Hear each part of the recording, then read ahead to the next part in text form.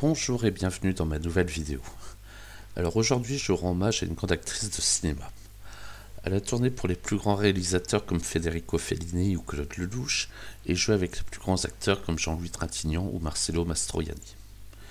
L'iconique Anouk Aimée vient de nous quitter à l'âge de 92 ans après une carrière s'étalant sur près de 70 ans. Alors retour sur la vie de cette grande dame et surtout n'oubliez pas de liker, commenter, partager et de vous abonner si ce n'est pas encore fait. À bientôt.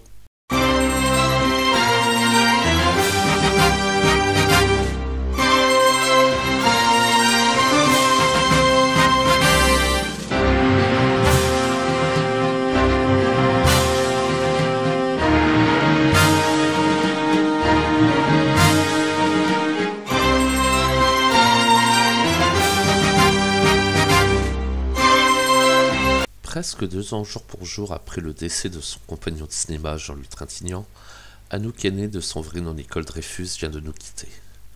Elle avait été repérée dans un restaurant par le réalisateur Henri Calef qui lui donnera un rôle dans son film La Maison sous la mer sorti en 1947, puis elle enchaînera progressivement les rôles.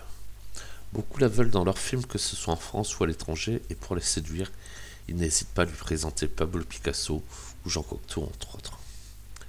Et dans le courant des années 60, elle jouera dans Le Farceur de Philippe de Broca, La Dolce Vita et 8 ennemis de Fellini, mais ce sont Holden Gotche dans Un homme et une femme de Claude Lelouch qui la révèle au monde entier.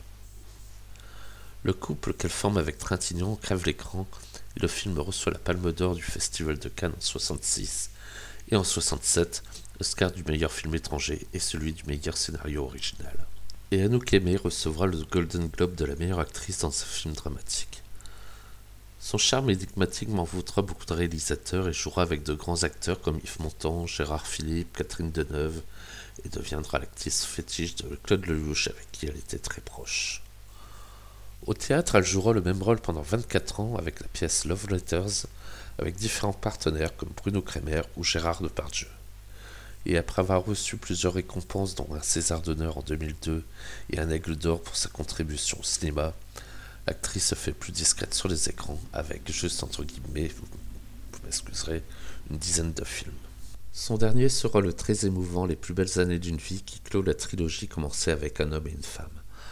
L'actrice retrouve son partenaire Jean-Louis Trintignant pour revivre une dernière fois leur histoire d'amour. Et c'est sa fille Manuela qui annonça son décès ce mardi 18 juin à l'âge de 92 ans, après une carrière incroyablement bien remplie.